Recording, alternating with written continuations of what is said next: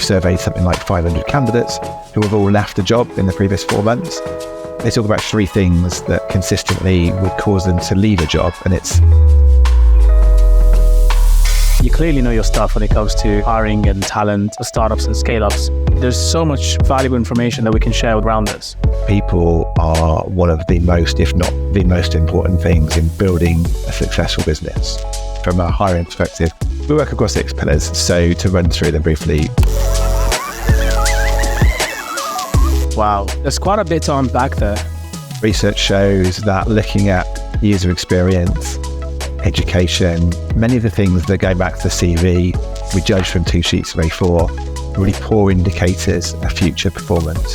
Our listeners will be taking away a lot of notes from this because these are things that we don't really get taught how to do. Alan, welcome to the podcast. Great to have you here.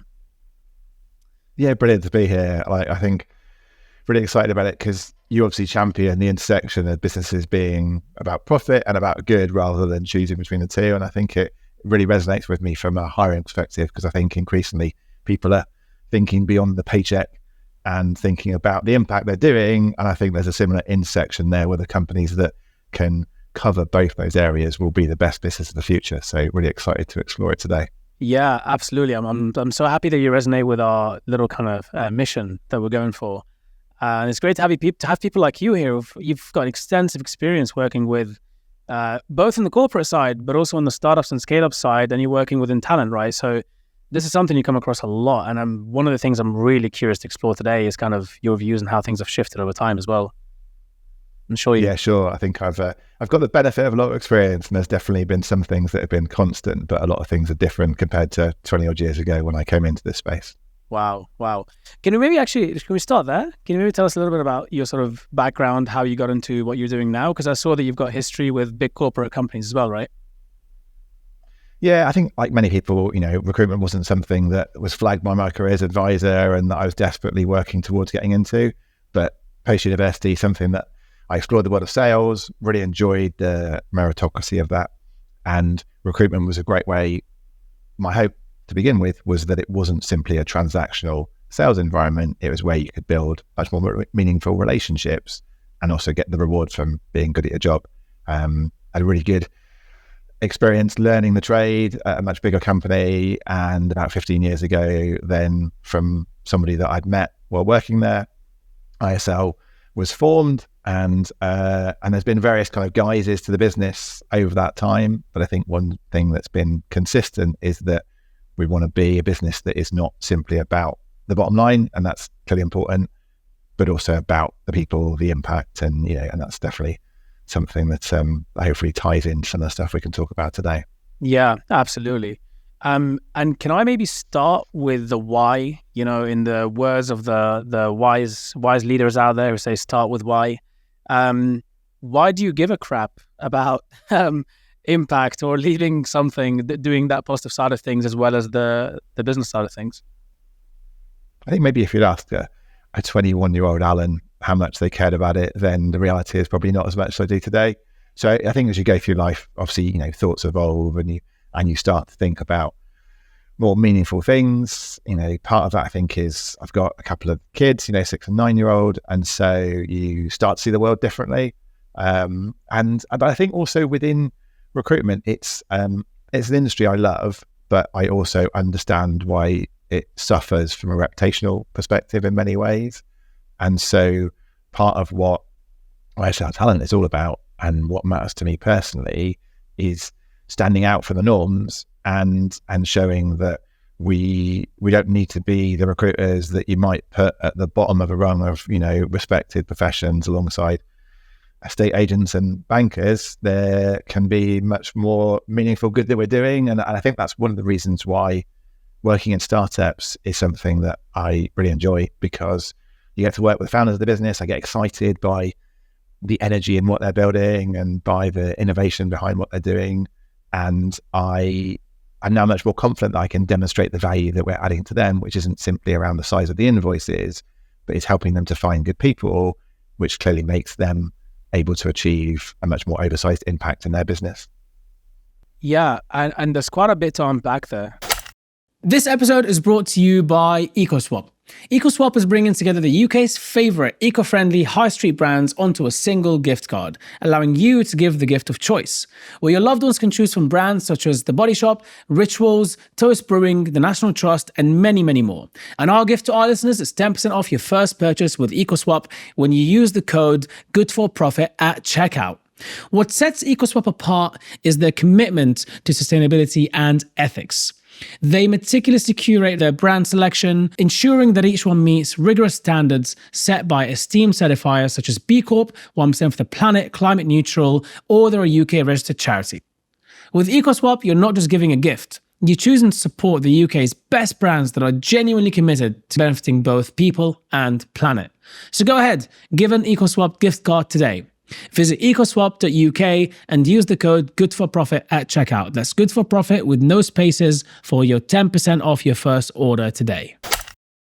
Let's start with the ranking of the different professions.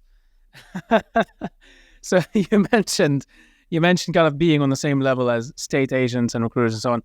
I would say, based on my perception of kind of this stuff, and by the way, my most previous startup experience was AI, HR / recruitment tech. So I understand a lot of the general kind of vibe that you get when you speak with someone and they're like, what do you do? And you say, oh yeah, we've got an HR company or a recruitment company or whatever. And there's an immediate sort of something in the air about, oh, okay, am I talking to a recruiter now, right? So let's talk a bit about that. I feel like it goes state agent and then recruiter. Like I feel there's a bit of a difference there. No, I'm just joking, of course. But I agree. There is definitely a bit of a weird kind of expectation around talking to recruiters. But why do you think that is? And is that the same across European, US, and different markets, or just the UK? And most of my exposure is to the UK, so that's what I could talk most meaningfully about. But I think that one of the things I love about the industry is that it has lower barriers to entry. So, no matter what your background, it's not about where you grew up or where you went to school or the logos you've got on your CV. Anybody can come into it, and with the right approach, the right tools and right resources around them, they can build a successful business. And I love that. But I think that also plays into one of the challenges around reputation because of the low barriers of entry. There's maybe 30,000 recruiters in the UK. So there's clearly some brilliant ones there. And, I would hope it's probably, if you look at the data, it's much more than people might perceive that are doing good and making a real difference. And the industry is, tens of billions of pounds. So I think you can look at that and realize that there is a lot of value there over and above reputationally what might be there. So with the low barriers to entry and, with no qualifications or no standards really to work around, that does create a challenge around the reputation and sort of the cowboy reputation. I remember being at an event where there was a group of founders a few years ago, and there was maybe 5 or 6 people talking, and it was very much like, hey, what do you do? And to your point earlier, so the tech CEO, manufacturing, tech leader, etc. And what do you do? I'm a recruiter. And one of the CEOs there, maybe I was imagining it a little bit more with hindsight, but very much turned his shoulder and made sure it's left out of the group. And I've not mentioned it to him, but I've since got to know him over the last couple of years and, get on really well with him. I know that he recognises the value in what we've done to the people that he knows, but it's that judgment on the surface. Oh, you're a recruiter, therefore I'm putting you down that ranking. And I get that to add value in business, you need to be known, you need to be liked, you need to be trusted, in various degrees. And the trust is clearly the area where a lot of recruitment companies have to work really hard. But I think taking responsibility for that is important, and not simply saying things, but through your actions and through your network, being able to demonstrate the value rather than assuming that people will see it from the outset. Okay. Yeah, that makes a lot of sense. Yeah. Do you think the concept, and I don't know whether what your model is within recruitment, but do you think the concept of having it be a commission-based approach, do you think that makes it worse or better, or did you think that affects it at all? Got mixed views. I think that, so some of the clients we work with, we work on a subscription model. So one of our best clients for the last couple of years, a business called Clue Software, they pay us a fixed amount per month and we do all their hiring. That does remove some of the challenges around commission, where we're not aligned to maximizing the salary of the individual because that has a influence on our fee. And whether we hire someone that we've got out to headhunt, someone that's applied to an advert we're running with their brand, or we've leveraged their network, we become neutral where that source is. So there's an element of the commission there. I would broaden it out to look at the model within recruitment, where the majority of recruitment businesses are charging a percentage of salary and working on a contingent basis. So I could probably, talk for an hour on that in itself, but recently, published some content on it and thought about it quite long and hard. And there's many factors where I think that breaks down. Going back to the maximizing salary, if I'm working on a flat percentage, my incentive, you come to me with a role between 70 and 80,000. Logically, I'm only going to send you people at 80,000 rather than 70. So you're not seeing the best candidates. Maybe there's issues around lacking diversity there because I'm gravitating towards the ones that are paid better rather than the ones that can do the job better. The whole model of the expectation within recruitment versus a lawyer or an accountant that you only pay if you get the end result rather than getting paid for effort probably plays into some of the rightful challenges around quality. If you're expecting people to speculate, then there's an argument that if I only place 1 in 3 of the jobs I'm working because I'm working on a contingent basis, then if you're the person I'm successful with, to a certain extent, you're subsidizing the 2 people that I've failed with.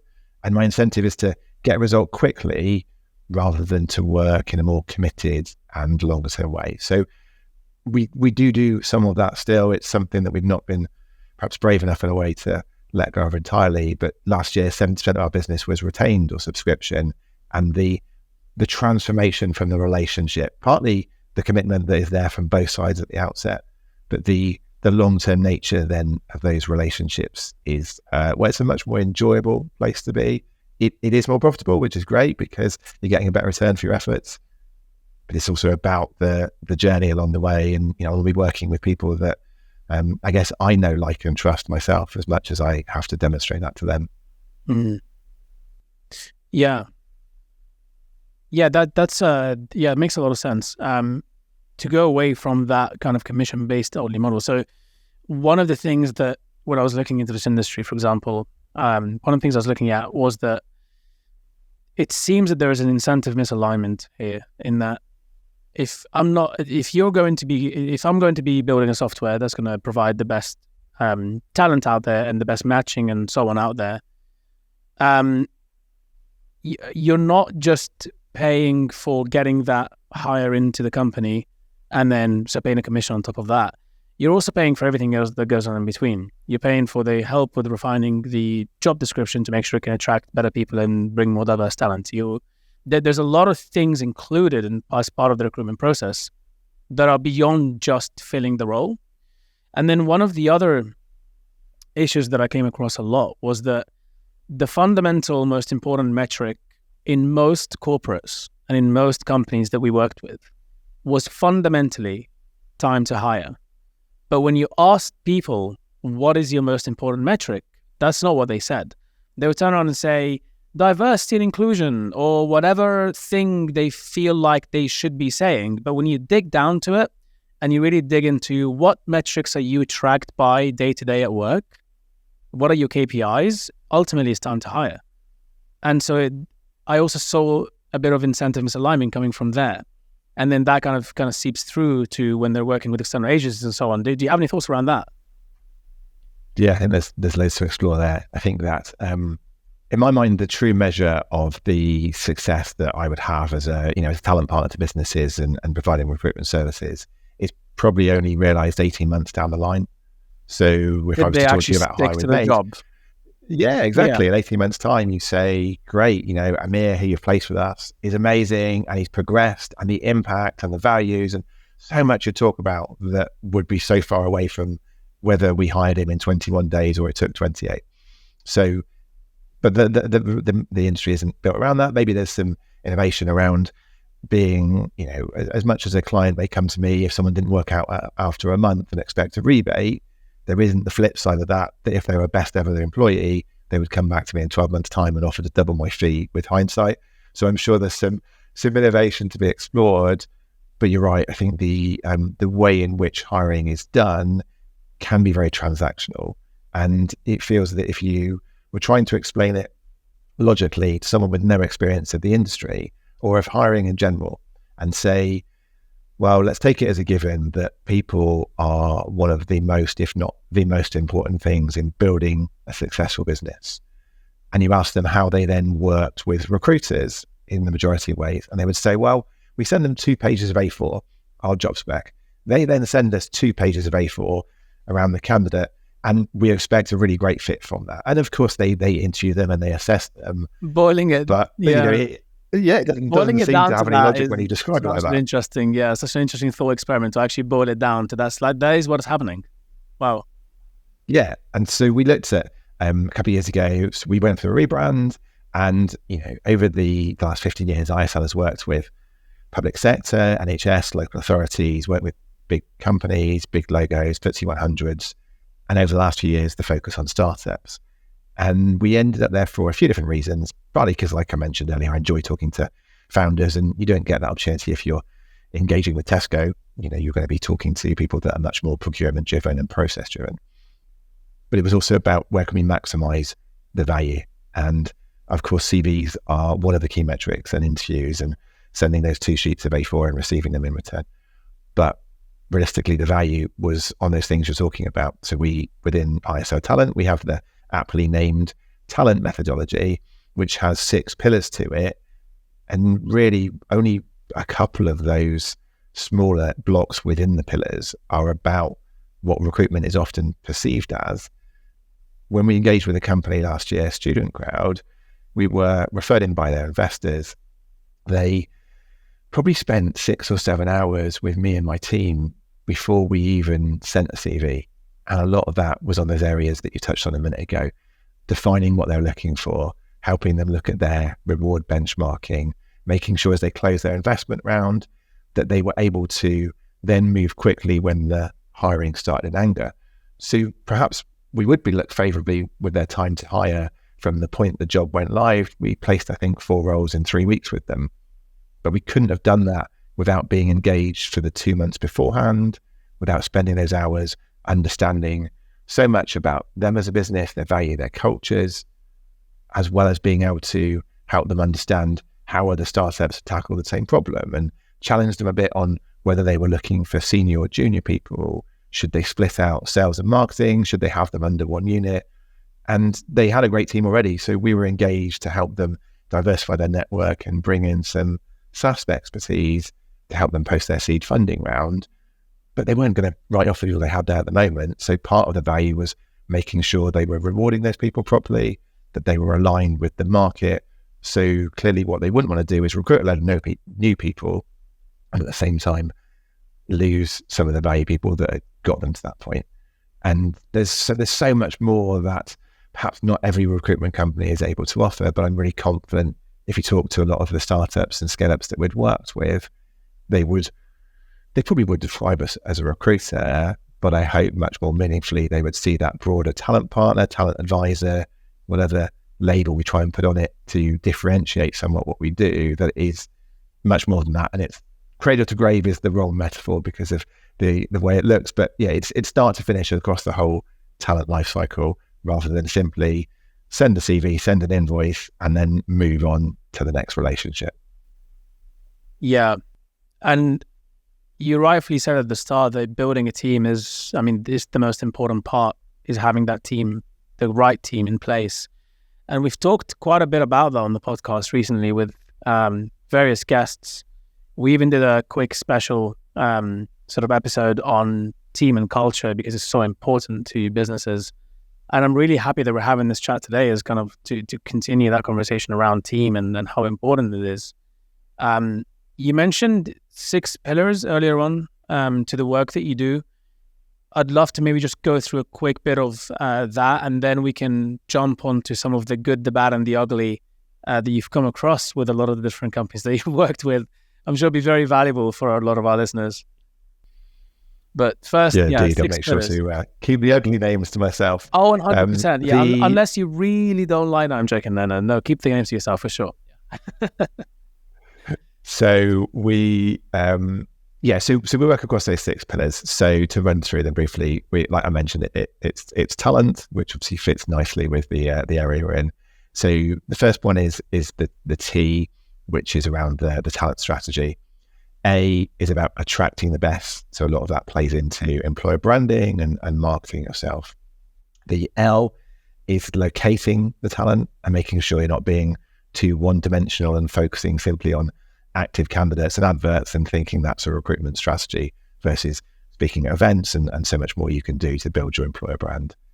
Then, of course, you need to make sure you're getting the right people. So E is about evaluating talent, and part of that is the upfront work rather than jumping into a room and making a judgment within the first few seconds and risking all sorts of bias.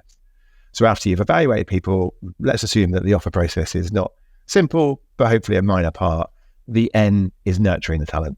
I've seen so many companies that have got a great hiring process, and at that point where someone's excitement and enthusiasm is up here, they miss some really easy things around onboarding and the first few months, which are so important to maximize someone's potential. And then we end up with the second T, so the team retention and making sure you're not solving one problem with recruitment, bringing people in, but losing them at the bottom of the funnel. So I don't believe 100% retention is something you should necessarily aim for, but clearly you can't build a successful team simply by recruiting. It has to be about retention as well. Yeah, so keen to dig more into that as well. Which areas of the business tend to have more or less retention? What are the averages and so on? But let's jump into some. I want to hear some stories, some perhaps war stories, but also some good ones.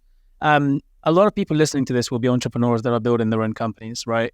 They want to learn from everyone out there who's done this already, and they want to learn from the experts to understand different areas of business really well. Your areas around talent and hiring and recruitment and so on, you understand this area really well. You've been working in it for years with a lot of startups and scale-ups and so on. So I think some of your experience there's so much valuable information that we can share with our listeners around this.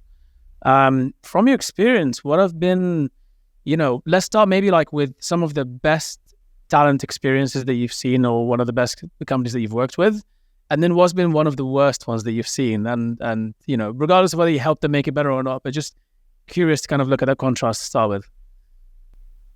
We get to work with some really super exciting businesses, and a lot of the time at the point we're working with them, whether we know them personally or been referred by their investors or maybe their chair or one of their advisors, we get to see and be part of that inflection point, often when they're going from founding to scaling. So we worked with over 30 businesses last year, and most of those were seed or Series A funded startups that are on a bit of a growth mission. They are going from founding to scaling team, and they recognize that part of that is being able to perhaps move from that early years building a business, where as much as you might think Alan and ISL Talent could do a brilliant job, you probably don't have the resources to engage with us. So we'll always help people and educate and advise people at that stage, but commercially it's probably that seed to Series B where we're following that journey. So I think rather than going from your friends, families and fools hiring, you then get to be a bit more grown up. Some companies adjust to that much more easily than others, and some founders embrace that and some resist it. I mentioned Clue Software we've worked with really well over the last couple of years, and that's been really enjoyable because we got to know their founders. We place some of their key leadership team. We've been with them from maybe employee 15 or 16 up to around 70 or 80 people now.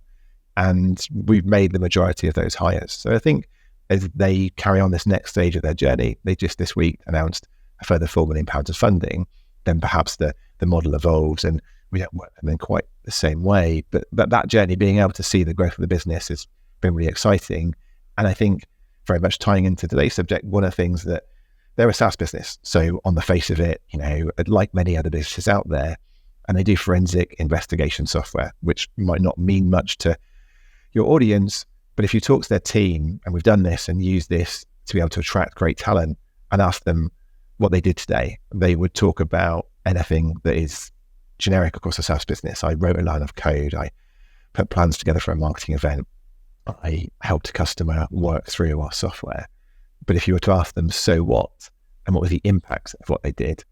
That very much plays into the customers they serve. So help to solve child sex trafficking, or working with UEFA, one of their clients, to help organise crime and avoid sort of betting issues. So there's a massive impact there that excites us when we work with them. But from a practical point of view, also means that when we go out to a great account exec or head of customer success, because of the way we work with Clue, where we use their brand rather than the ISL talent brand, we are able to bring that story to life and get much more engagement from candidates. And the candidates that join them, they of course get paid a fair wage, a decent wage. But so many of them say, I wasn't really looking for a job, but something about the Clue story resonated with me. I can see the impact of what they're doing. I can see they're doing something really meaningful, and that really excites me. And that's encouraged me to move from my good job I have now to one which I think could be a great job. And there's so much value that Clue have got from that, and other businesses like that. So we don't only work with businesses that might fit the tech for good or the good for profit bucket, but so much more of what we're doing now is in that space where founders can talk about impact. And I can see the excitement my team have from that. And again, going back to practical sort of things, the ease of which we can recruit talent for them versus if we looked at the tech for bad side of things, then that becomes much more challenging. And, and maybe going back to the commercial model, arguably we should be charging those companies twice as much, because we're having to work so much harder to find them great talent, because that's not where the majority of people want to work.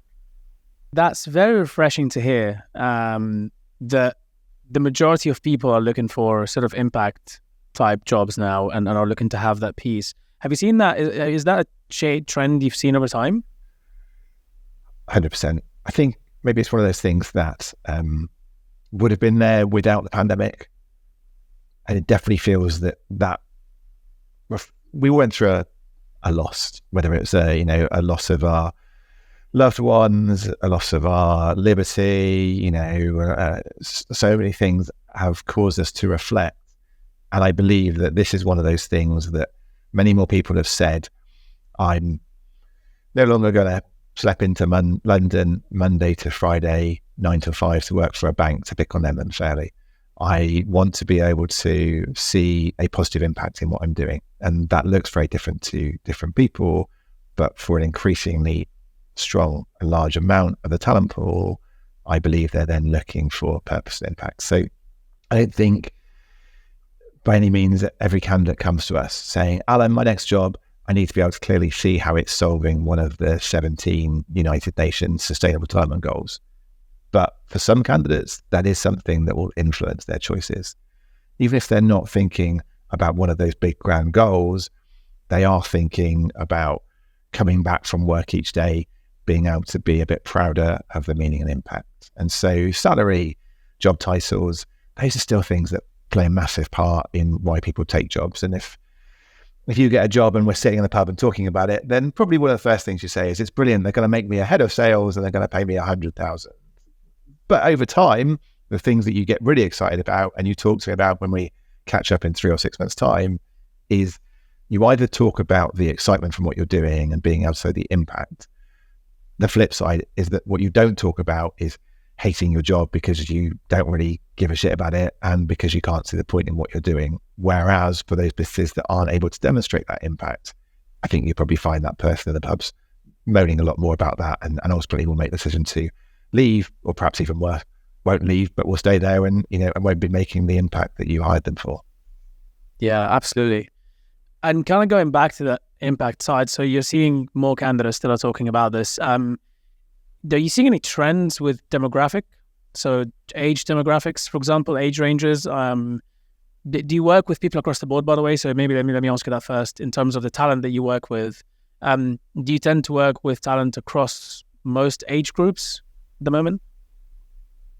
We probably gravitate towards the more experienced hires. The reality is, if you're hiring at the the graduate at the entry level, then there's a number of ways you can do that without having to pay a fee to a recruiter. So we do make those junior hires, but most of what we do is mid-senior leadership hires. So therefore we are slightly geared towards the older spectrum of the market rather than seeing across all of it. But no doubt there are trends that are different from the 50-year-olds than the 25-year-olds. But I do see these things across the board. I think that I was hosting a lunch yesterday for 9 or 10 chief commercial officers, and I'm 45, and one of the guys I was talking to, similar age, one of the things we were talking about was having to unlearn some of the things that were maybe important to us or simply part of the hiring and the way of working when we came into our career versus the people that we might hire into our teams now.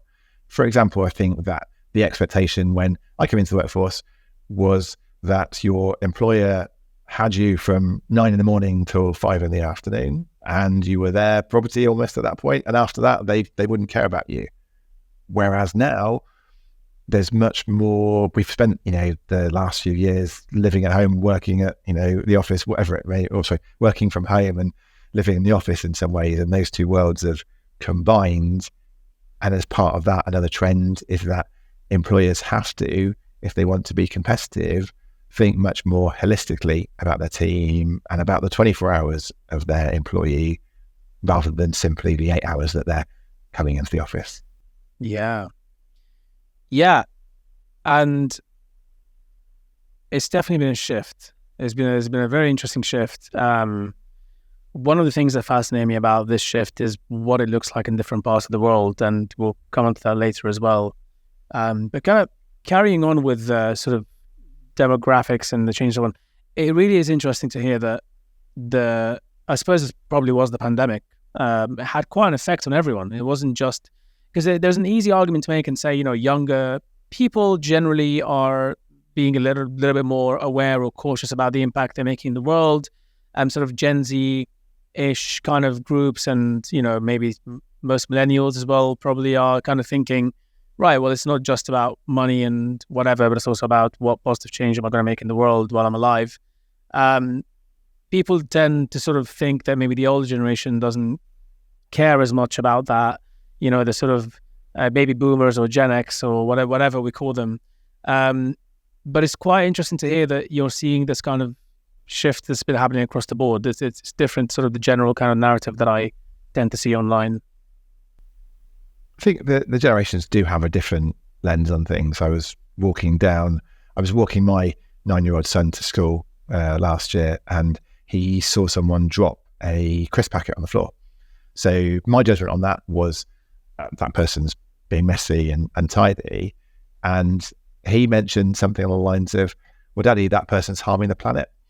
So there is that generational perspective that is very different. But I think we all recognise that we need to take action against some of the world's much bigger problems, and whatever that looks like for the stage we're at. There's many execs that have come to me over the last couple of years, and not all of them, but many of them talk about wanting to be able to see the impact and the purpose behind what they're doing. So I think it definitely is across the spectrum of the workforce, and across all those spectrums, a trend that has moved on significantly in recent times, and it feels that it's only going in one direction. Yeah. Do you have any personal thoughts on that? Is there something that excites you? Is there something that you're thinking, you feel indifferent about? Or yeah, I see that. I think there's a challenge in this space sometimes, that the perception is that you're either doing something for good or you're doing something for commercial gain. And I have seen that within my business as well. Like I said, we don't only work with companies that would come into the good for profit or the tech for good space. And that's partly because I'm running a business and there is a commercial reality to it. But I do believe that the winners that emerge from the startup world, many more of them will be showing the positive impact of what they're doing. And therefore, both in terms of what I care about personally, but also what I care about from a business perspective, I want to be able to align more in that space and recognize that, similar to how we might talk about AI now, it's an emerging space. It's something that is not crystal clear what it looks like. There's a responsibility as a business leader to learn more about it, and that has to be, you know, long lasting, has to resonate with your values in some way, but also has to be an area you lean into so that you understand more about it and remove some of those biases you have from how you were brought up into the world to make sure you're thinking about the future rather than simply the past. Yeah, but it is an interesting and a great point you mentioned as well that, excuse me, it doesn't have to be just one or the other, and that's the thing. And it's not that if you're just doing things for commercial gain, that's a bad thing in a way. It's as in, I think it's a fine line that we need to draw at one point and think, you know, yes, we should, if you can fix things in the world and do better in the world and make a bigger positive impact beyond commercial gain, as well as do something that is commercially viable, that's fantastic. That is like that's the ultimate aim, right? That's the best thing. But to expect every single person on the planet to be doing that, I feel like it might be a little bit too far. I don't know. I'm trying to think about it realistically. You know, there are 8 billion people on the planet, as in not everyone's going to feel the same way.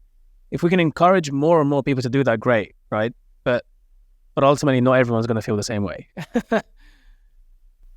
No, and not everybody has the same role to play. You know, I love being a founder. I also suffer some of the challenges around that, and I think it's something that is a great route to consider. I go to universities in Bristol where we're based and talk to some of the students there, and part of that is sharing my story as a founder, as well as helping them understand the landscape within startups so they consider that as a great opportunity rather than simply looking for the corporate. But it's not the right environment for everybody. Some people should choose different routes and different paths and contribute in different ways. So 100% I agree. We shouldn't look at everybody the same. We shouldn't expect the same for everybody. And hopefully there's not many of those 8 billion people that are needed to make an impact to actually see the results. But clearly there's a role and opportunity there for many people. Absolutely. And there's definitely room for more. I mean, this is ultimately, we wouldn't be doing this or having this conversation. There's definitely room for more to be done. There are many problems that exist around the world that need fixing and can be done in a way that's profitable and you know, it gives value to shareholders. So some of those problems will require government incentives and so on, but that's a separate thing. But nonetheless, there's definitely room for more, but it doesn't mean that we should expect every single person to be doing it. That's also I think an important point, because and this is one of the things that I would love to get your thoughts on. You know, I'm not a big fan of black and white thinking. I'm really not.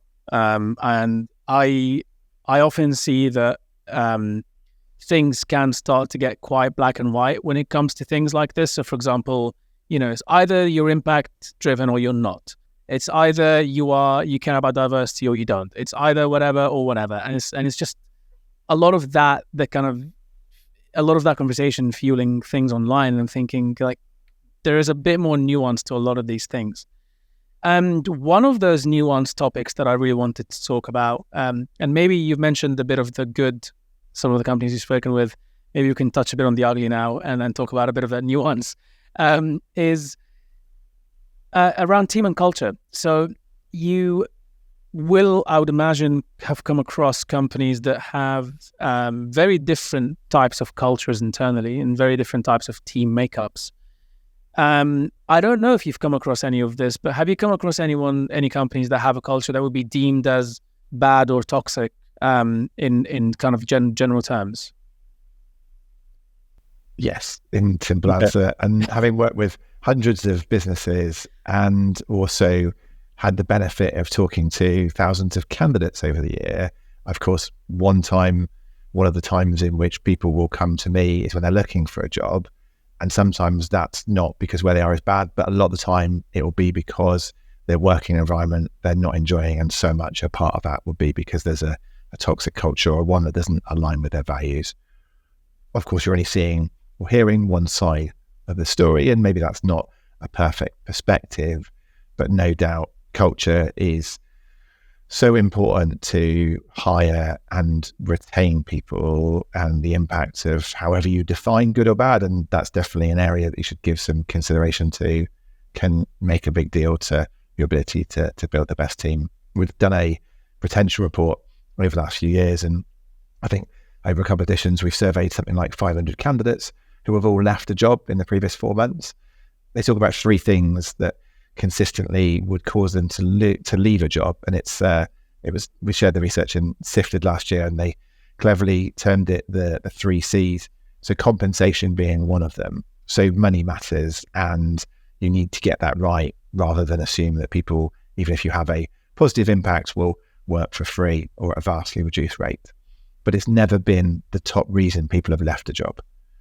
So it's always been number 3.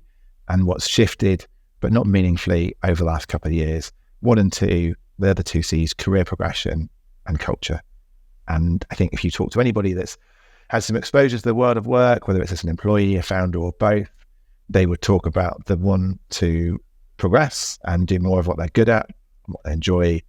And they would also, over and above their job title and salary, they would talk about the culture, the values, the people they work with, the environment. And that's a massive part of how you can have more productive and engaged teams, but also how you individually can walk away at the end of the day enjoying the environment you're in. The culture and the values is a huge part of it. Some founders recognize that, some founders don't. I think also where we're often engaged with that founding to scaling, I don't think you want to take away all your values and start all over again, but you do need to recognize that things will probably change as you go through that scaling journey. Maybe you go from a slightly more chaotic and risk-orientated culture to one that has a bit more process and stability built into it. And that may mean that some of the people that joined you for the first stage of the journey aren't going to be as engaged in the second stage. I don't think you shift 180 in terms of your culture and values, but it needs to be not something that's done on day 1 or day 1,000, and the expectation be that either those two will align or that you can join the gaps. It's an ongoing and everyday conversation, and so much of it has to come into the definition on the hiring to get it right. So let's talk a bit about that. So from what you've come across and what you've seen when you've spoken to candidates or employers, either side, what are some of the traits that have stood out the most to you about company culture, from a positive sense and from a negative sense? So, because the term toxic, I think we generally intuitively understand what that is, or at least perhaps we do, perhaps some don't, I don't know. But, there's when the term is used, generally speaking, people have a certain idea in mind, but maybe it would help as well to kind of clarify a bit more about what are some of the things that lead to having a toxic culture. What are some of the things that companies do that makes it a bit of a toxic culture, or the other way around, that makes it a positive and a great culture to have internally? The pillar to a lot of this that maybe we can jump into and explore in a few different ways is around psychological safety. So the ability to speak freely without fear of reprisal or judgment, and for that to be seen whether you are the CEO of a business or whether you've been there for 1 day. The stories I hear of people from a real positive perspective might be when I'm talking to them at the end of their first week, and they talk about the really solid onboarding process where they weren't simply told, here's a laptop, here's a log on, crack on, but they were given a sense, even at that early days, of belonging to the business and really understanding the story of the business and the role that they would have to play in it. But they maybe said that they were in a meeting on the second day, they contributed an idea and someone said, great, tell me more, rather than, no, you don't understand, let's save that for another day. And something like that can really signal the difference between an environment where you're maximizing the individuals there, and clearly that plays massively into having a diverse team and an inclusive environment, versus one that is very hierarchical, that lacks autonomy, where people are being micromanaged, and you are putting people into a box and saying this is the value you can bring, rather than allowing them to contribute much more than that.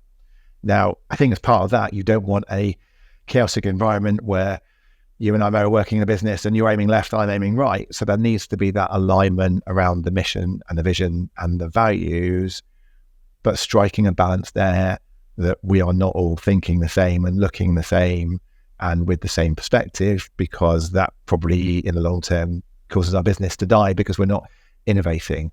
So there's a lot there, but psychological safety for me is a big part of the environment, I suppose, people coming into. If I took a step back and looked at a lot of the conversations we're involved in where someone says, right, I need to make this hire, and they, like all of us, have a starting point on what that person looks like, not physically, but in terms of the experience they have and where they might have worked previously. And having done a fair bit of training around bias and explored it and looked into the research, I think that's probably where one of the biggest obstacles comes to building the best team. That you sit down and you say, right, I've got £30,000 to spend for someone to do an ops role. So I need someone who has gone to Red Brick University and got a 2-1. And that starting point, you will find good people that have traveled that path. But if you took the time to challenge yourself a little bit on what you're saying there, and when you're saying 2-1 degree from Red Brick University, what is it actually you're looking for? Maybe it's someone with curiosity and humility who's really strong on problem solving. Well, great. They make that the thing you're testing for, so that not only would you find people that have come from one route, but from several different routes, and being able to access a much more diverse talent pool, which makes it easier to hire, but also means you're building a much more inclusive team, and ultimately will build a much more successful business because of that. But does it make it easier to hire? Because if I'm looking for someone with a 2-1, it's pretty easy to just go and, okay, well, it's on the CV, tick, right? But if I'm looking for curiosity and, let's say, I don't know, coachability or whatever, how do you, I as a business owner, there's going to be a lot of me playing devil's advocate here, just to be clear. So I just don't want anyone to think that these are all my views. But as a business owner, it might be easier to think, well, I'm just going to tick that box and that's it, done. Okay. But instead of having to go and figure out how to look for curiosity or whatever. So perhaps to that, how is it actually complicated, or is it pretty easy for people to kind of look for curiosity and coachability in people? I think it's not easy. Okay.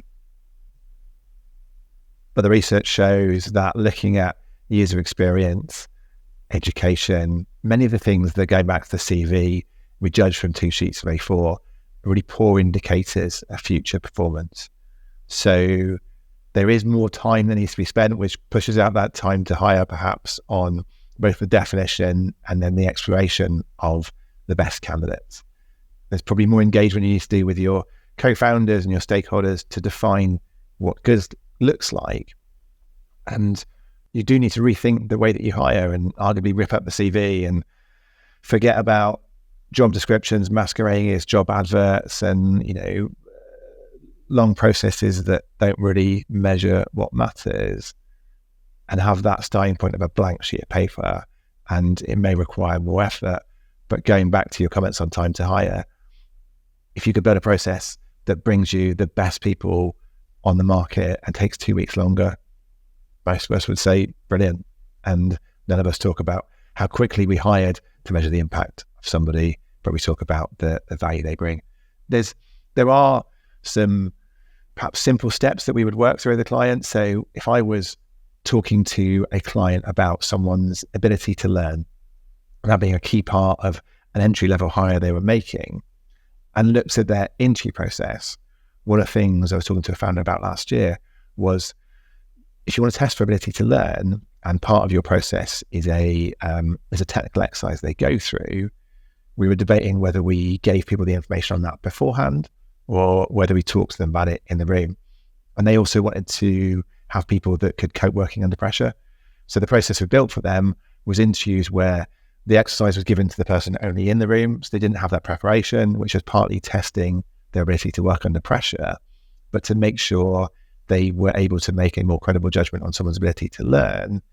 They gave them feedback when they went through the first exercise, and ask them to go through a version of it again to see how much they took from that, how much they learned.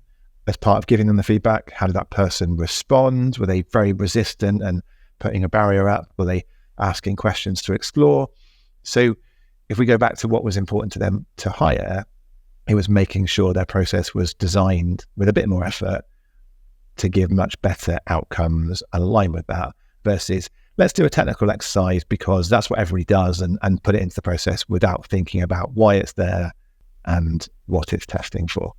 So it's really honing in on what are the specific traits, skills. Would you call it traits, or is that would that be the right word to use?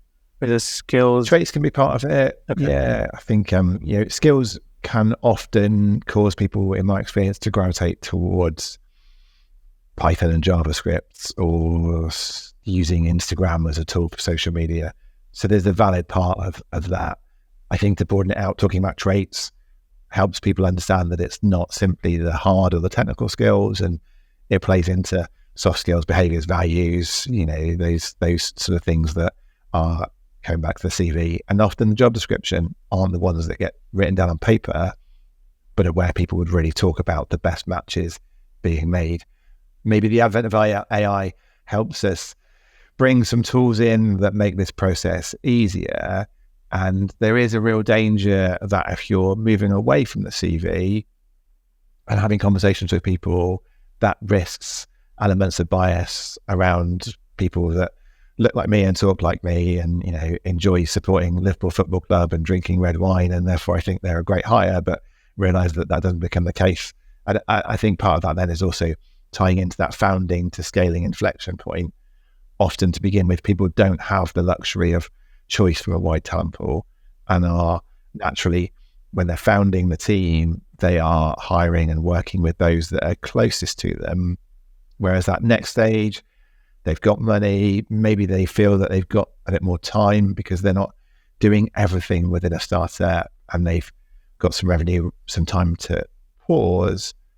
So it's then about being intentional as to, well, I need to design our hiring requirements and our hiring process, not so that it's perfect and we're going to get it right every time. That's a naive idea that I don't think any founder could ever say they'd managed to perfect with hindsight, but so that it does measure what matters. So we widen that talent pool to begin with, which maybe means we're dealing with more applications. Maybe it's less because you're being really transparent. And another thought on that comes to mind when what you're talking about, good culture, bad culture, toxic culture, is it does matter. Probably what matters more is the transparency with which you talk about that.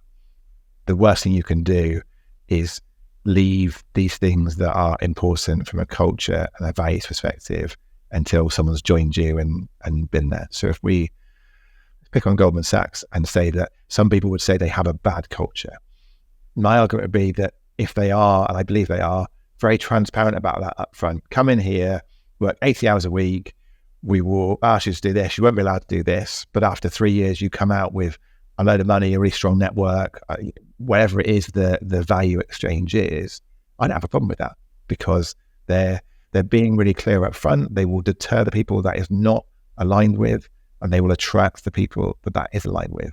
What is far worse in my experience is a company that says, hey, we're helping to solve the climate crisis here, and we're all good people, and then you come into the environment and it's full of jerks, you're not allowed to speak up, it doesn't have that psychological safety, and they've brought you in on the basis of a positive impact and vision, but haven't been transparent around the way things are done around here, the values and the culture. And again, going back to that transparency and that authenticity, it's really important to be upfront about so many of those things so that you attract and repel, rather than assume that what you're doing is going to be right for everybody. That's wow, yeah. It's again another refreshing thing to hear. I think a lot of the online debate and the general conversation is just that, excuse me, there is right and wrong with culture. There is good and bad, right and wrong, black and white. You're doing this or you're doing that. And if you're not doing that, then you're bad. And if you're doing this, then you're good. And again, I fully understand that there are things that are better and worse to be doing internally as a company. But the thing around it is that black and white nature of it, of it's either this or that, that's the bit that kind of just annoys me a little bit. And I feel like it's refreshing that, that there are different cultures, and that we all know there are different cultures and different ways of that companies work. And that some are absolutely insane. Like they expect you to go in at crazy hours and leave at crazy hours, and they work you to the bone, right? And that's not particularly pleasant. Let's be honest, for the majority of people. But I also recognize that some people like that. Some people might want that. Like some people might actually want to go into a company and work stupid hours for 2-3 years because they're looking to gain a certain level of experience, expertise, network, and so on.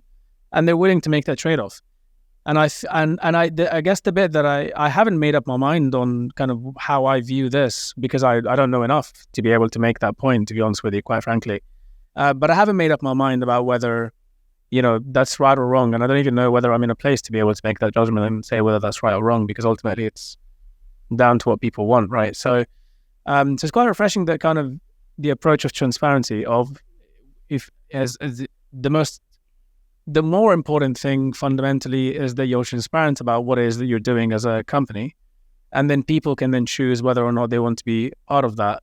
But I would say there is always going to be a line still, like there is such thing as toxic behavior that you don't want to get into, because that can be quite bad. So I think the psychological safety element is also a really important point to keep in mind here, which is, I think the thing I'm trying to get to is that you can have long hours and crazy amount of work and psychological safety at the same time, right? Yeah, I think so. And I think you're right. In a world where 2024, there's going to be many elections, that perception of you have to either be black or white, I think we will see across, every newspaper we pick up and every media site we come to. And there's no doubt you also see it when it comes to culture. Good culture, bad culture. Story that sells, right? As if there's a scorebook. Yeah. 100%. Yeah. I think that's when going back to the research we did on those 500 candidates, when we asked them about culture and specifically what were the things that had triggered them to leave the job, from memory, one of the key things that often came out as an issue was the lack of consistency. So I think that consistency, whether someone from the outside might judge you as good or bad, or wherever they put you on that spectrum, which you're right, it's not a black and white one, to understand both in terms of bringing people in, what they're getting into. And although I mentioned your culture may change, of course, the core of it is going to be consistent over time. That probably plays into your values as a founder, and therefore the people you hire that are your early employees and often then become your future managers. If you don't have that consistency and that way of getting people on the same page, there's a real danger that what was a good culture becomes toxic. You'll hear people talk about. And I think the managers, the middle managers, particularly for a scaling business, are a really important area to get right, and an area I've seen often get wrong. Candidates will come to me and say, well, when I was working with the two founders, it was great, and they brought this new person in and they didn't really align on the values and things changed. And that's the bit that I believe you need to work hard as a founder on. And some of the practical things that we've done with clients, we've seen them done, will be regular sessions on above and below line behaviors, things like team charters, to engage the whole team. And if we picked something like strong work ethic, which might become part of our culture and values, to really work on what that looks like. Maybe 20 years ago, I would have jumped straight and said, a strong work ethic is about the number of hours you work. So if Johnny comes in at 7 and leaves at 7, he's demonstrating a strong work ethic. Doesn't matter whether Whereas, you're eating lunch, for 5 hours or whatever else. playing football for a couple of hours. Yeah. Exactly. Whereas now I would look at one of my team and say, hey, if they go and do yoga at 11:30 in the morning so that they come back refreshed and fully focused, I'm fine with that. And I might observe one of my rest of my team who is trying to work hard and demonstrate that strong work ethic, but has got so many notifications pinging off her computer and isn't able to multitask that she's really not demonstrating that positive work ethic that I think comes from a focus on deep work. And none of those, whether it's about hours or balance from a work-life perspective or being able to work in a deep work mindset, none of those are right or wrong, but they are different. And if we're looking for work ethic and we leave it at that as a headline and don't drill down into within ISL Talent or Goldman Sachs, what that looks like for our business, there's a good chance we have to get lucky to get people aligned on values. And then, of course, if they don't see it in reality, and if we say, we don't care what hours you work, but when someone leaves at 4:00, we make maybe just jovial remarks around them having a half day, without them understanding where we're coming from. And often for new employees, they won't have that context and history. There's a real danger that, going back to that psychological safety, they have their own view on things and make their own judgment. And I think even more so in a more virtually orientated world, those things you need to be intentional about. You can't leave to chance and being able to fill in the gaps around the water cooler. So another thing that a lot of founders need to think about is how they document those things. If they're 15 people, they work with us to hire 2 or 3 key salespeople and a couple of key tech people, bring them into an environment. They may have found the perfect person, however they define that. But when they're in that environment, if they're not helping them understand what life is like around here and this is the way we do things, there's a real danger that they fill in the gaps themselves and make judgments that are different than what you would hope or what you would see from someone that's been with you from day one and got the benefit of having that, whether it's in person or virtual, but having much more time with you as a founder.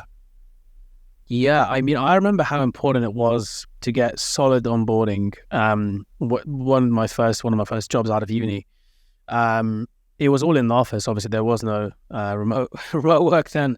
And it was all in the office, 5 days a week. But even then, the onboarding was so solid. It was so just on point. Like, this is what we're about. This is what we do. This is why we do it. Blah, blah, blah. Here's how you fit in. Here's the role and so on. It was so, and then the amount of team building stuff that we did, like, it was so good at making sure that you feel really embedded in a part of the team and a part of the company and the wider culture.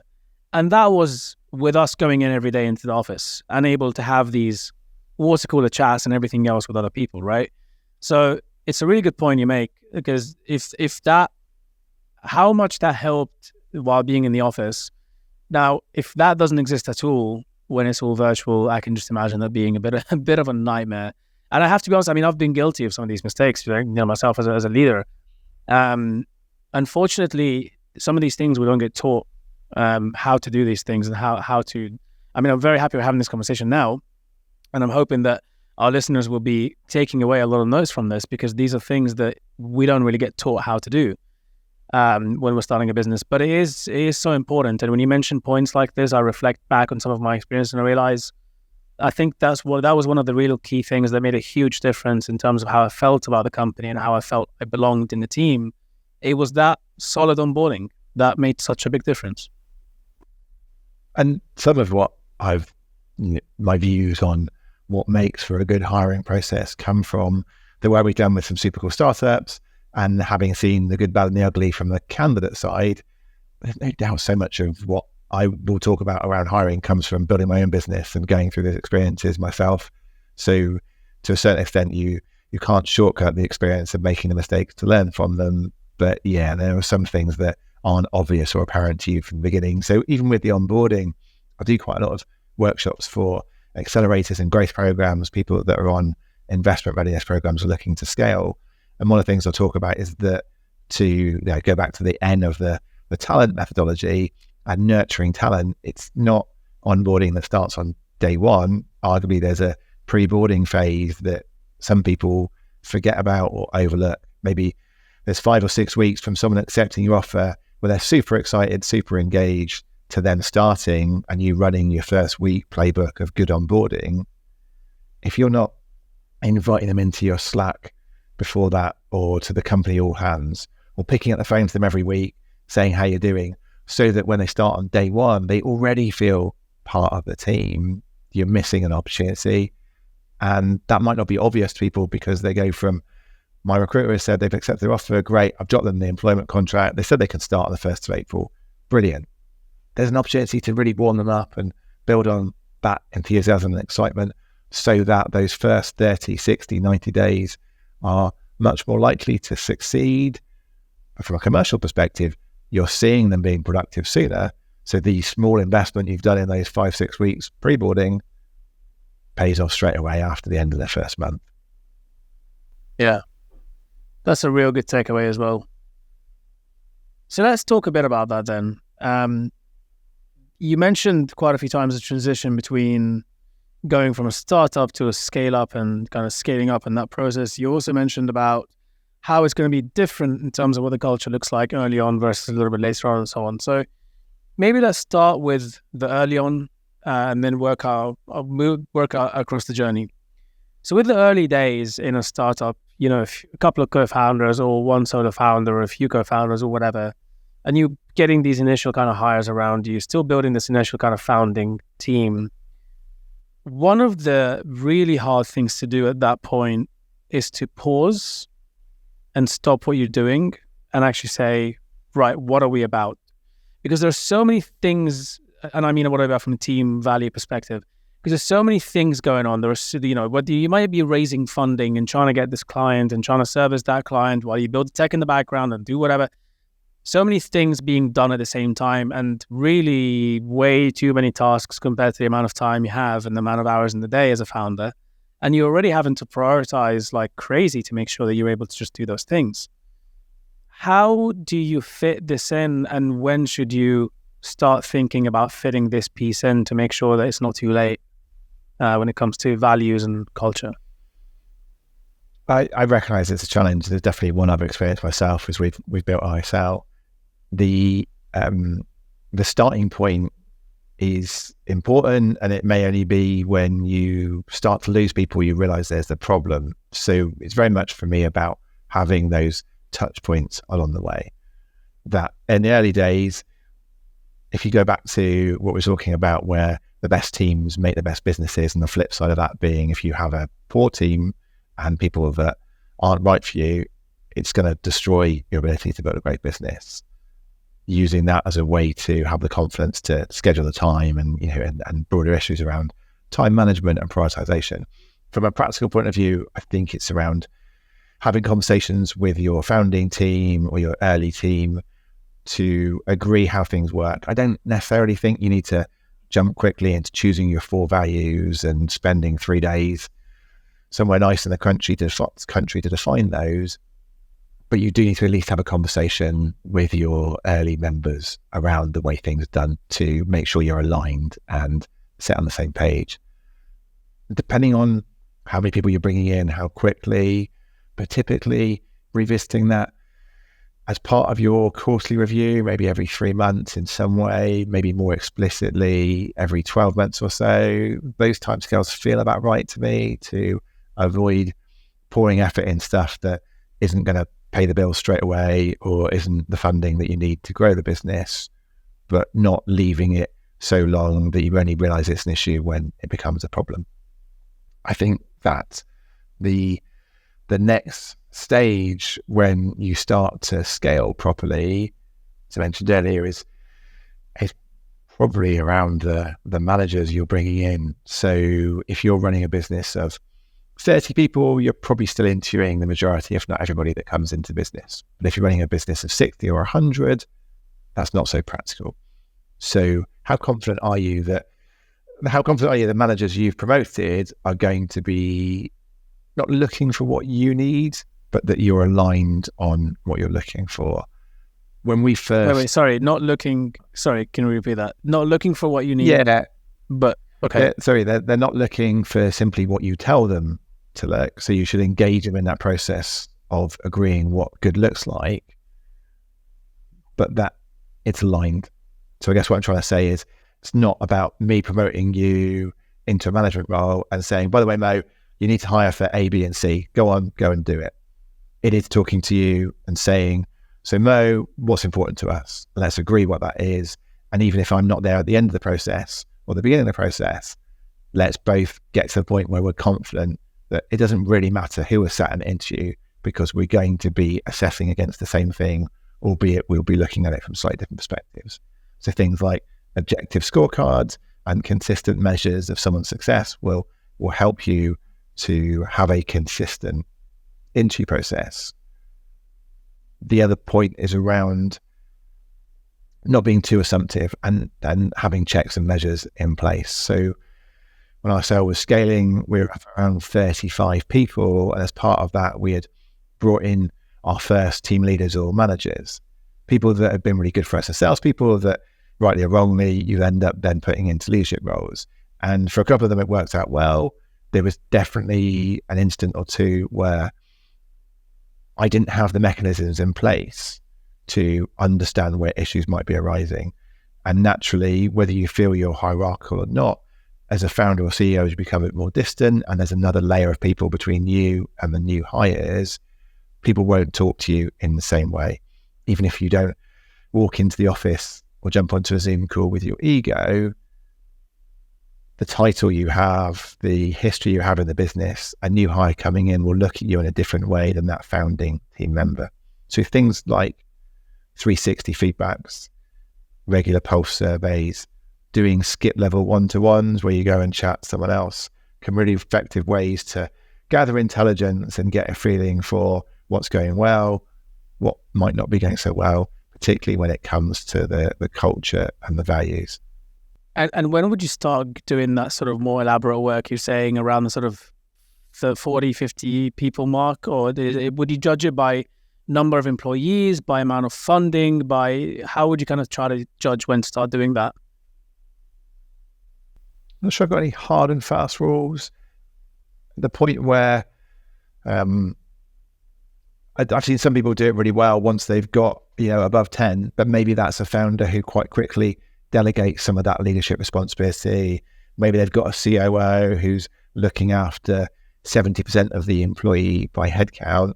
There'll be other CEO founders who will keep those direct reports and want everybody to report into them. So there's things around how an org chart looks like and the other things that they're doing with their time and with their role that's important.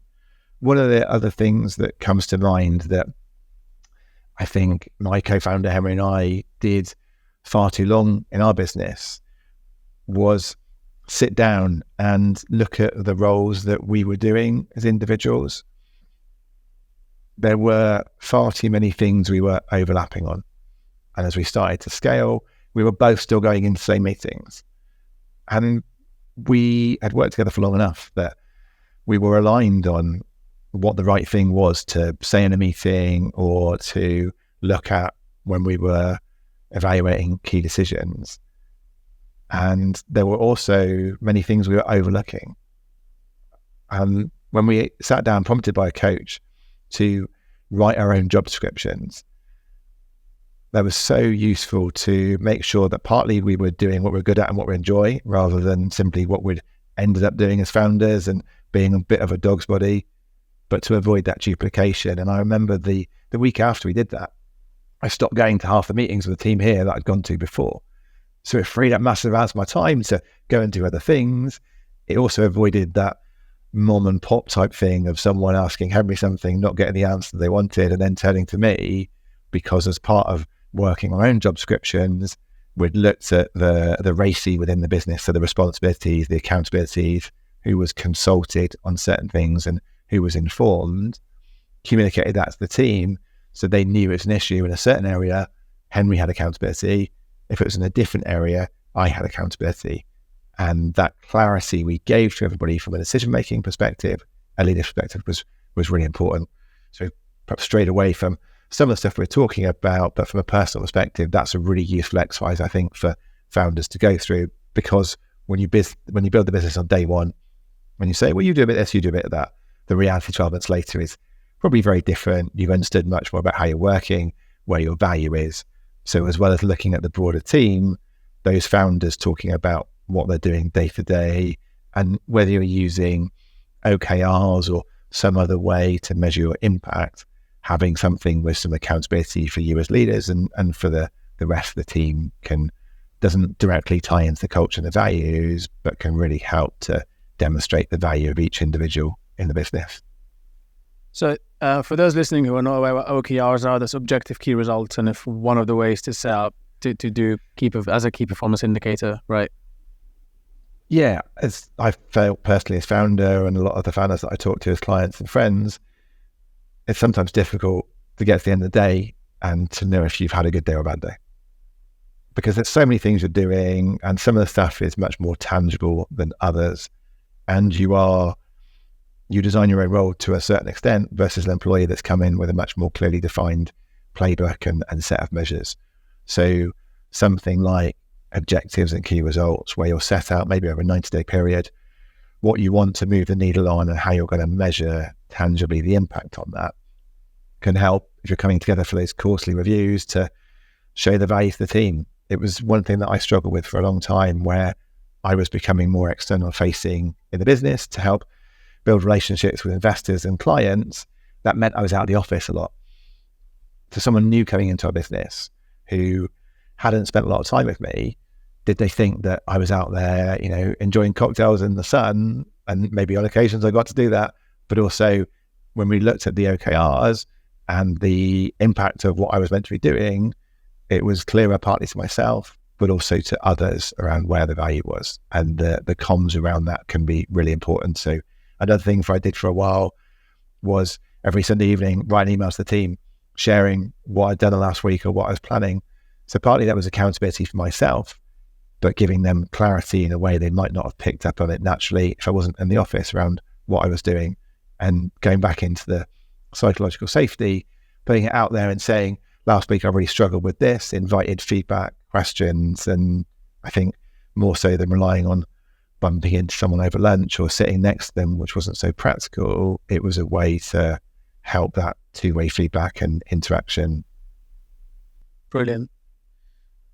I want to quickly wrap up the previous part where we were talking about the roles and responsibilities for founders, especially. You mentioned that you and your co-founder sat down and did the exercise. I'm quite curious, a bit of a technical question here.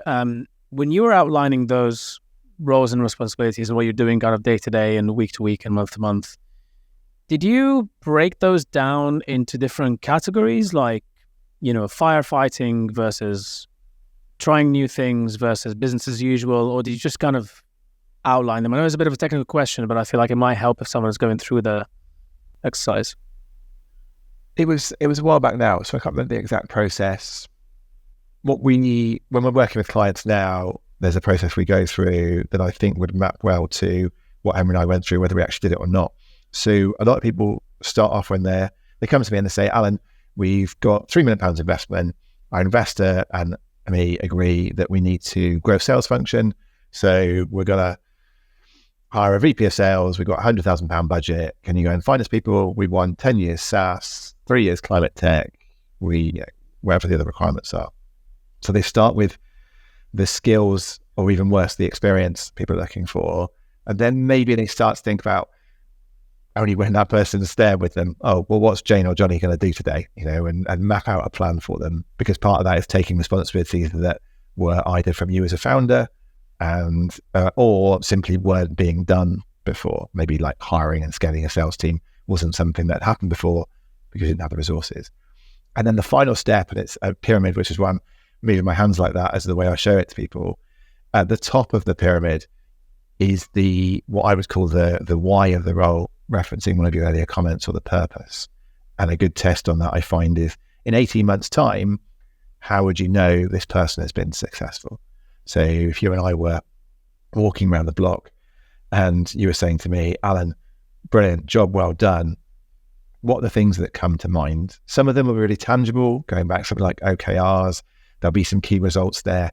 You've scaled us from 1 to 10 million ARR. We've now got 5 Fortune 500 logos as part of our case studies. You've successfully hired 5 people, all of whom have hit target in the last quarter. There'll be some things that will be less tangible and maybe not measured in a spreadsheet. Whichever angle they're coming from, there are things there that will recognize the value of the role. My starting point when I'm talking to founders is to start at the top of the pyramid. No surprise that we've chosen pyramid because it's where you want to be aiming for and where you want to get to. Start with the purpose of the role, then start to explore what they'll be doing. That would partly be what you're doing that you're then delegating and letting go of. That will also be filling in the gaps for stuff that just hadn't been covered by the organization before because you had a lack of resources. And then flow down into the skills, and both hard and technical skills and traits and behaviors. And I think doing it that way, the reason that the pyramid works is because it broadens out at the bottom. I think helps you to have a more diverse talent pool, but allows you to track back into those top points 12 or 18 months down the line, depending on the journey and the pace you're on as to what good looks like. If you can communicate that to people before they join you, they'll feel much more excited about the journey they're looking to go on. They'll be able to articulate their value to you. If it becomes part of the onboarding process, part of the review process, this all joins up so that it's not one thing for hiring, one thing for onboarding, and one thing for progression and promotion. There's a consistent story rather than a job spec created in isolation or stolen from Google or your last employer that you hire against and then you forget about until it comes to making the replacement of that person 9 months later because they're leaving because things didn't work out. So I think what you do need to do, going back to the founder question in particular, is of course make sure that the business has covered what it needs to. So when Henry and I went through that conversation, we agreed that as a result of our job descriptions, more broadly, he was going to be more focused on the day-to-day, the operational and the people side of things. I was going to be a bit more focused on the strategic, some of the client relationships, and perhaps a bit more longer term in terms of my focus. We also saw there was a gap around the finance piece, which caused us to change our accountants and find someone that could be that kind of interim or fractional FD CFO for us because it wasn't part of our skill set and was something that was causing the business issues in some way because the issues were partly overlapping on some of the day-to-day stuff, but the overlooking bit of it was really important. So probably you want to test that against what the business needs rather than just what you get done, but do the two together. It will help you work out the gaps that you either hire for or outsource and make sure you've got covered. Wow. Yeah, and making it very kind of context dependent based on where you are as a business as opposed to just taking some random advice on the web and being like, yes, we should do this. Makes makes a lot of sense. I love the pyramid approach. That's really, really cool. It makes a lot of sense. And I feel like being able to tie it all together into one thing. So you hire the person. It's not just about when you're hiring them and nurturing them, but it's also about the onboarding. You think about that by thinking about it this way, essentially think about all of that stuff in advance and what you're going to measure them against.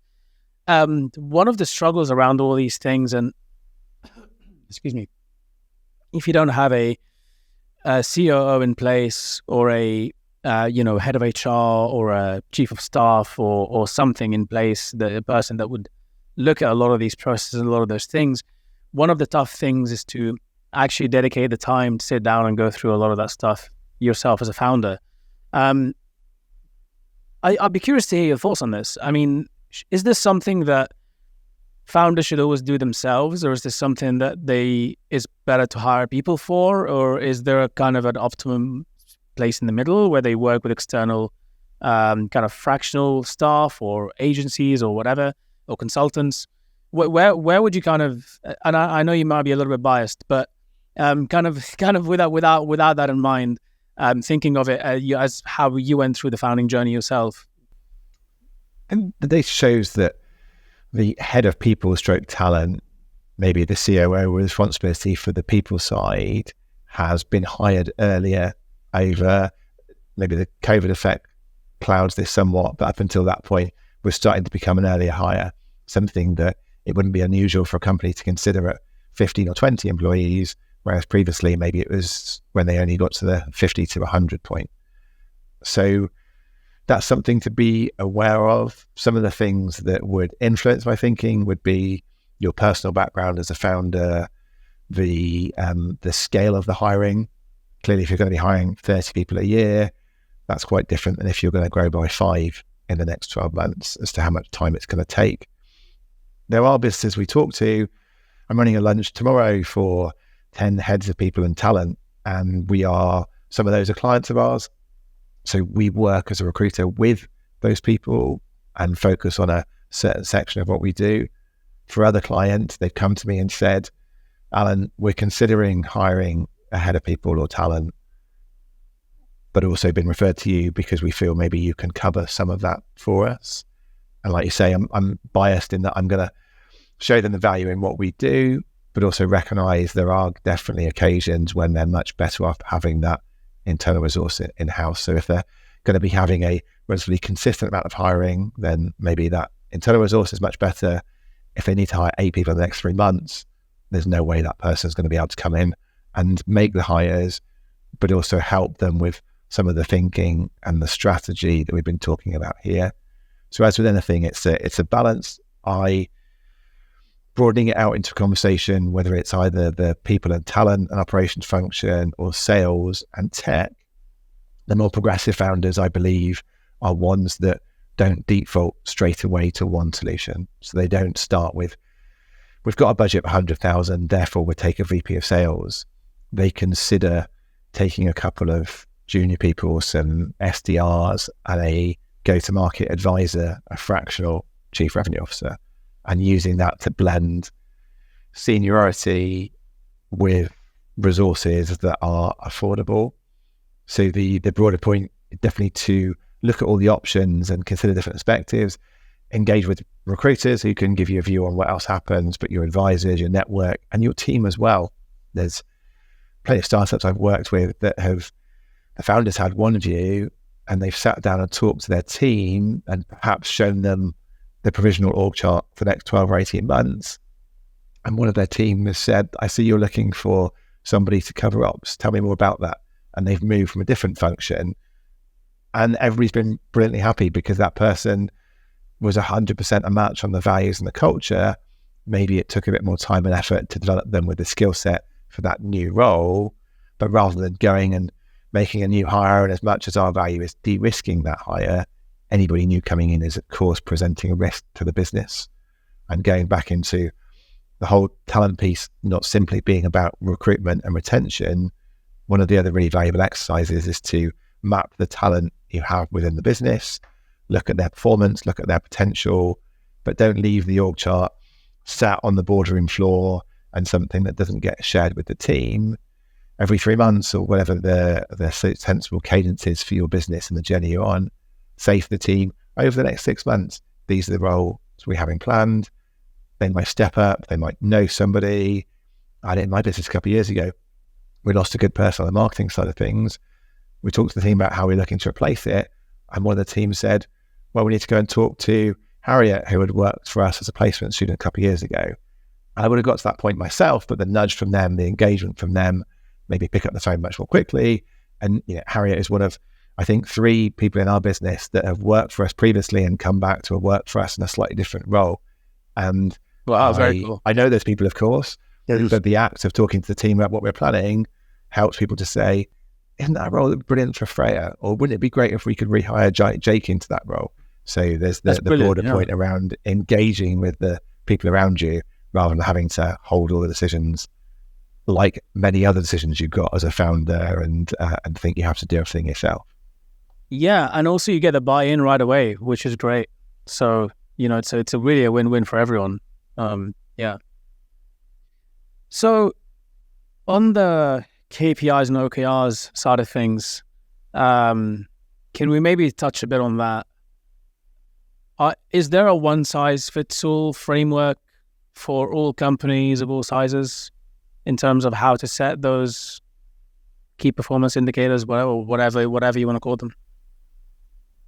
No. I think the one-size-fits-all approach is that you need to have something that sets out your strategy, gives people clarity on what good looks like within the business, and has a mechanism where it flows down into their role.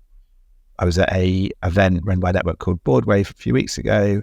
They talked about something called V2 MOM, which I think came from Mark Benioff and Salesforce. There's similarities with that OKRs, and I'm sure there's different tools out there.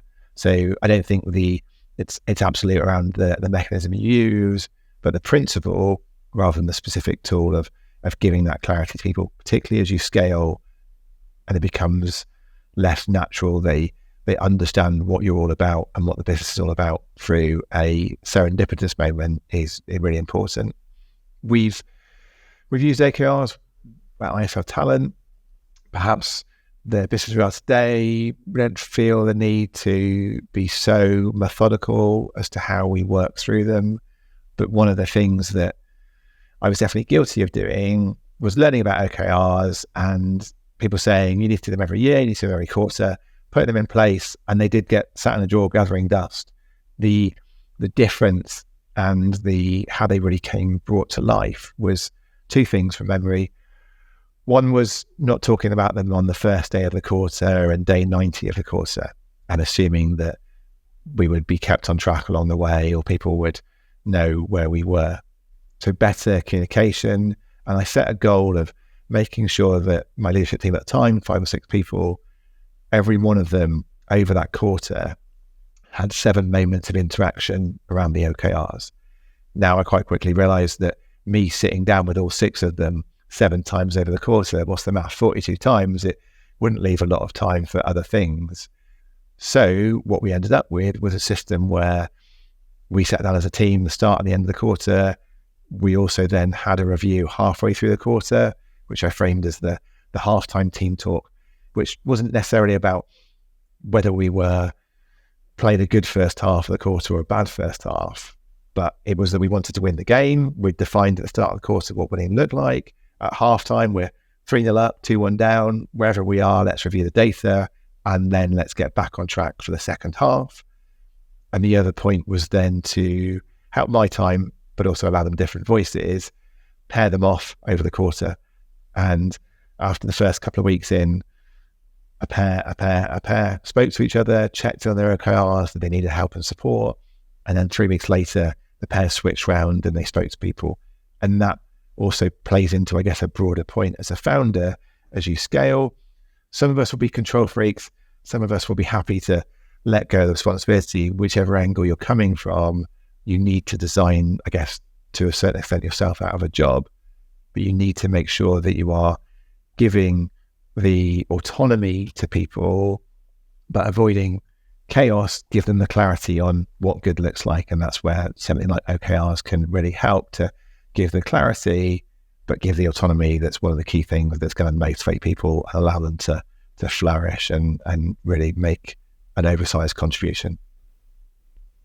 Yeah, I smiled when you said control freaks. I've been learning and hopefully getting better at delegating and learning to make myself redundant in whatever project or whatever thing that that I do.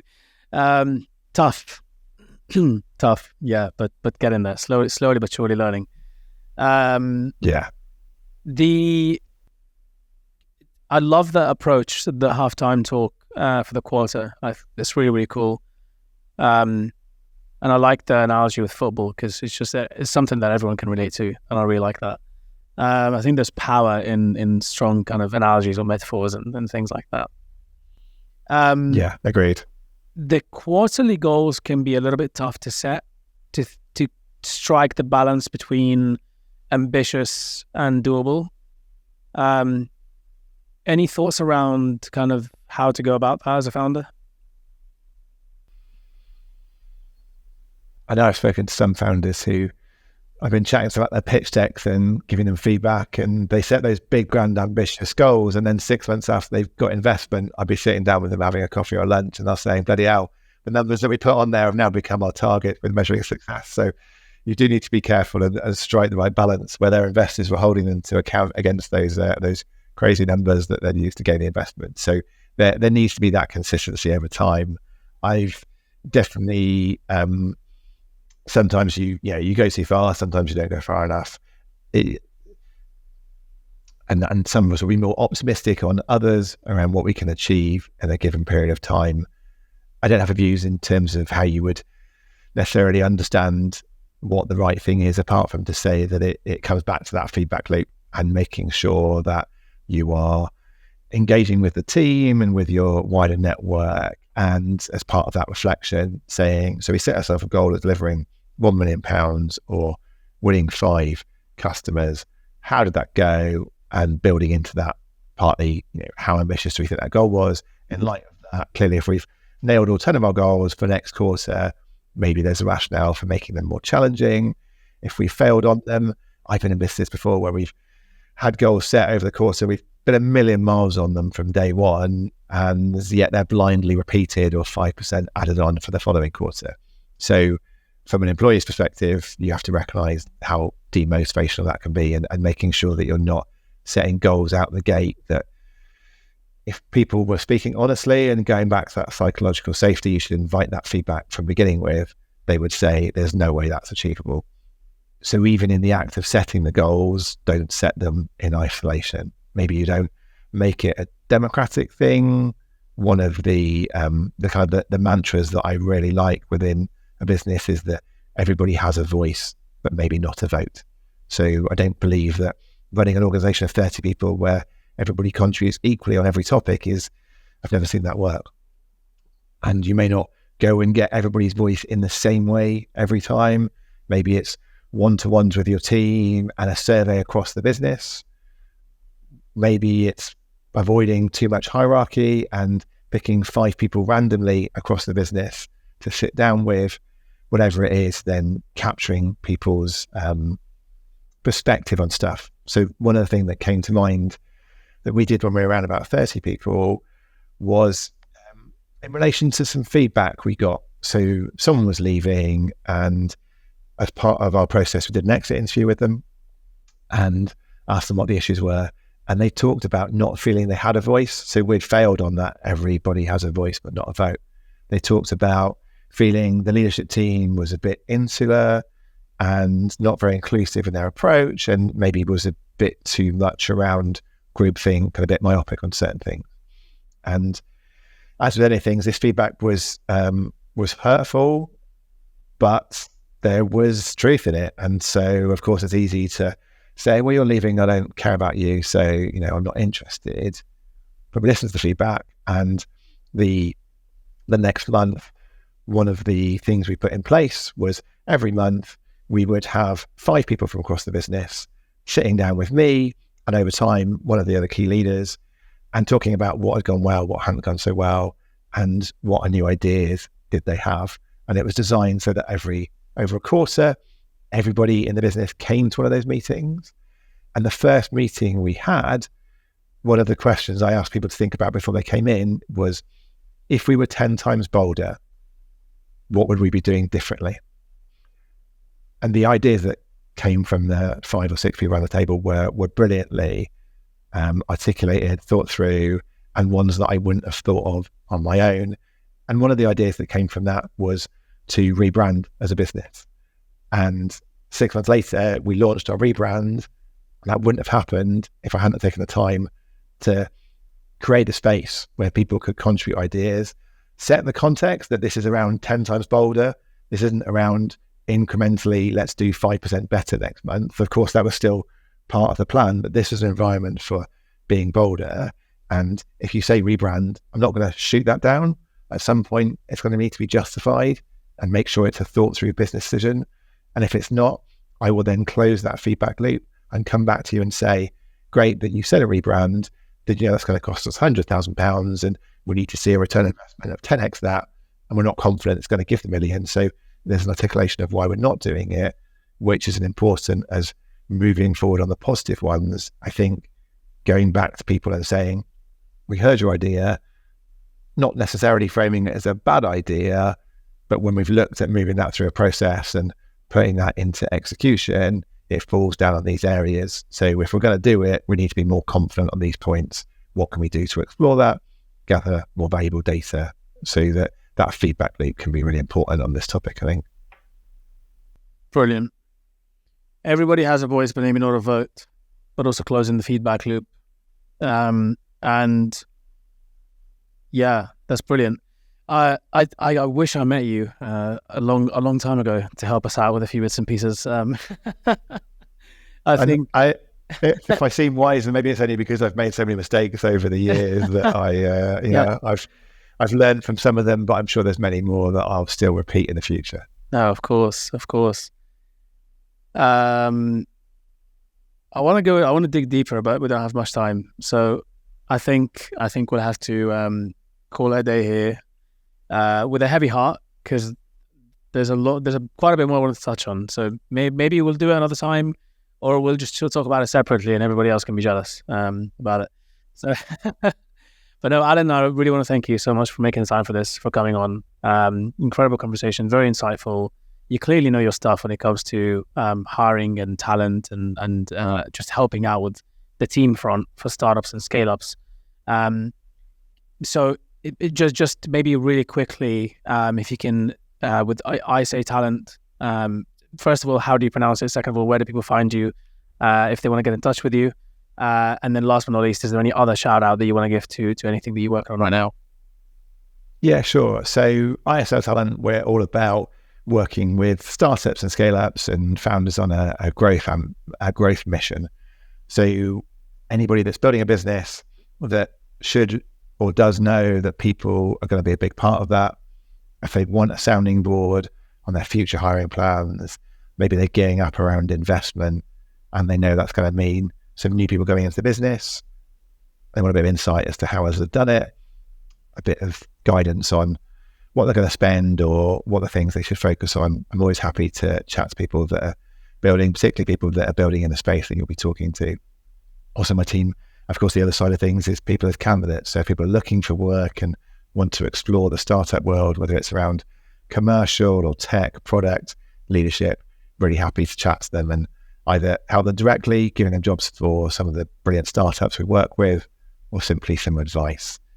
And I'm always happy to give my time, whether it's people jumping onto a LinkedIn Live I might run, looking at some of my content, direct messages, WhatsApps, or hopefully getting a chance to meet up with people in person. So LinkedIn is where you'll find me personally.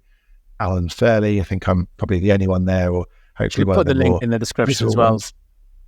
Yeah, brilliant. Much appreciated, Mo. Yeah. So, and I think the other thing is that we look back at last year and where our new clients came from, then a lot of those were from chairs, investors, board advisors. So if anybody's out there in the broader ecosystem and working with scaling businesses and knows they have a gap around the people and talent side and would like to talk a bit more about how we might be able to help to their portfolio, then I'd love to chat to them in more detail. Absolutely. Brilliant. So it's isltalent.com, right? Yep. Brilliant. And Alan Furley on LinkedIn. We'll leave the links in the description for all of those for people to reach out, get in touch and follow some of the incredible insights that Alan shares on LinkedIn, by the way. Definitely worth to check out. So yeah, Alan, again, thank you. And I'm looking forward to speaking again to you, my friend. Yeah, also, I think it's a brilliant thing you're creating a stronger narrative on. So we're looking forward to seeing this content, but also following more of what you're doing on the show. Thank you so much, Alan. Thank you. See you soon. Cheers, mate. That was Good for Profit with your host, Mo.